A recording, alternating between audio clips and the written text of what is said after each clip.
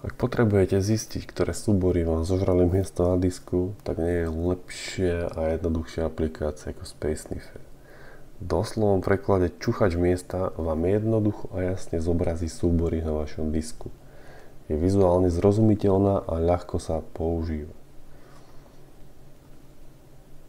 Pre jej stiahnutie stačí ísť na Google a zadať Space Sniffer a zo zobrazených výsledkov vybrať uderzo.it. Na stránke preklikneme na záložku Download a následne klikneme Download from Official SourceForge. Tu potvrdíme alebo odmietneme úvodné okno a klikneme na Download. Prehliadač sa vás opýta, kde chcete súbor uložiť. Môžete si vybrať napríklad počítačovú plochu, aby ste ho vedeli jednoducho nájsť. Po stiahnutí súboru naň jednoducho kliknite pravým tlačidlom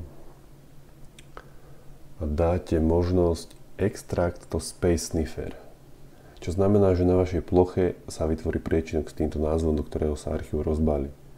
Po rozbálení tento priečinok jednoducho otvoríte a spustíte program kliknutím na ikonu aplikácie, ktorá vyzerá ako puzzle.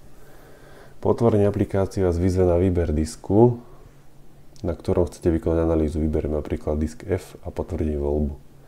Program začne so skenovaním disku. Počas tejto operácie stlačí na hornej lište ikonu zelenej hviezdy, čo znamená, že sa vám zobrazí voľný priestor na disku a taktiež odporúčam stlačiť ikonu ducha, čím sa vám zobrazí priestor, ktorý ešte nebol naskenovaný alebo je rezervovaný Windowsom.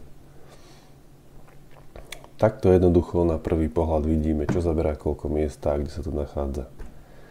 Myslím, že je to jeden z mála programov, ku ktorému sa pravidelne vraciam, keďže jeho užitočnosť a jednoduchosť je často nedoceniteľná.